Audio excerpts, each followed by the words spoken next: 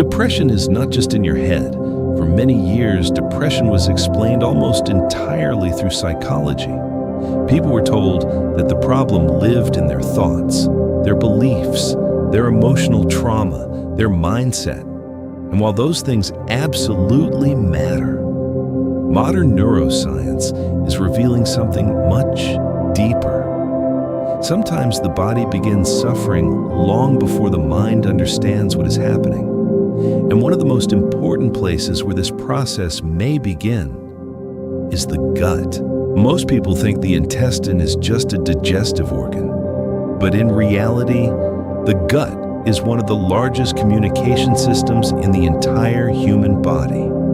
It constantly exchanges signals with the brain through the immune system, hormones, neurotransmitters, inflammation, and the nervous system itself.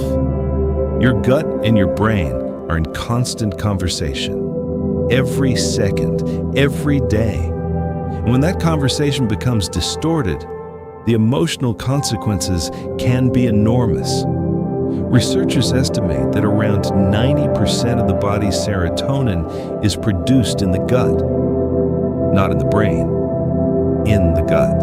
But the story becomes even more interesting. Serotonin begins with something called tryptophan, an amino acid that comes from food. Under healthy conditions, tryptophan helps produce serotonin. But during chronic stress and inflammation, the body changes priorities. Instead of creating serotonin efficiently, the body begins redirecting tryptophan into inflammatory pathways. Some of the substances created in this process can become toxic to the nervous system. Inflammation slowly begins changing brain chemistry itself. And this is where depression starts becoming more than an emotional experience. It becomes biological. At the center of this system is something incredibly important: the gut microbiome. Trillions of bacteria live inside the intestine. Some help regulate inflammation. Some help protect the intestinal barrier. Some even influence neurotransmitters connected to anxiety and mood. But chronic stress, poor sleep, processed food, and constant nervous system overload can disrupt this entire ecosystem. And when that happens, the intestinal barrier becomes weaker. Inflammatory substances can begin leaking into the bloodstream. The immune system reacts. Inflammation rises. And eventually, those inflammatory signals begin influencing the brain. This process is called neuroinflammation. And neuroinflammation does not destroy the brain dramatically. It changes the brain slowly. Motivation weakens, mental clarity decreases, stress tolerance drops, sleep becomes unstable, joy slowly disappears. Many people never realize that their body may have been signaling distress long before emotional symptoms appeared. One person described the experience this way. At first, it was just bloating, digestive discomfort, strange heaviness after meals. Then, sleep changed. The body became exhausted, but somehow unable to relax.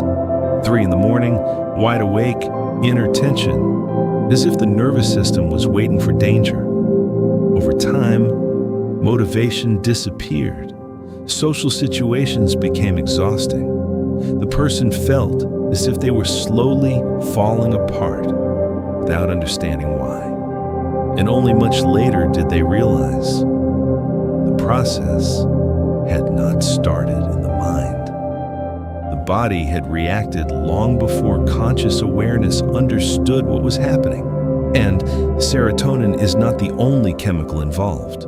Inflammation can also disrupt dopamine, the neurotransmitter connected to motivation, drive, and pleasure. As dopamine signaling decreases, apathy becomes stronger. The future feels emotionally flat. Even simple tasks begin feeling heavy. The gut also influences GABA, one of the brain's primary calming neurotransmitters. When this regulation weakens, Anxiety increases, sleep suffers, the nervous system struggles to shut down, and eventually, a vicious cycle begins to form. Stress disrupts the gut. The disrupted gut increases inflammation.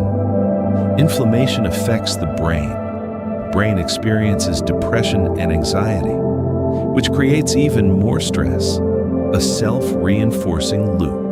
This understanding changes the way we think about recovery, because recovery is not only about fighting negative thoughts, it is also about restoring the biological environment in which the brain operates. Sleep matters, nutrition matters, movement matters, stress regulation matters, breathing matters, the nervous system matters, the gut matters. This does not mean depression is imaginary, and it does not mean psychotherapy is useless. Far from it. It means the mind and the body were never truly separate. The brain and the gut are part of the same system. And sometimes healing begins not with forcing yourself to think positively, but with helping the body feel safe enough to regulate itself again. Depression is not weakness. It is often a state of biological overload. And understanding that may be the first real step toward getting your life back. Sometimes the body breaks down before the mind understands why.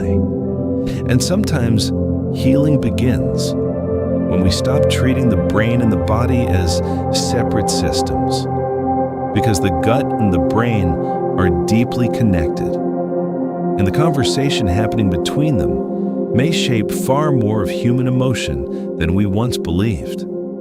This was a chapter from my book, 12 Steps to Freedom: Conquering Depression and Taking Back Your Life.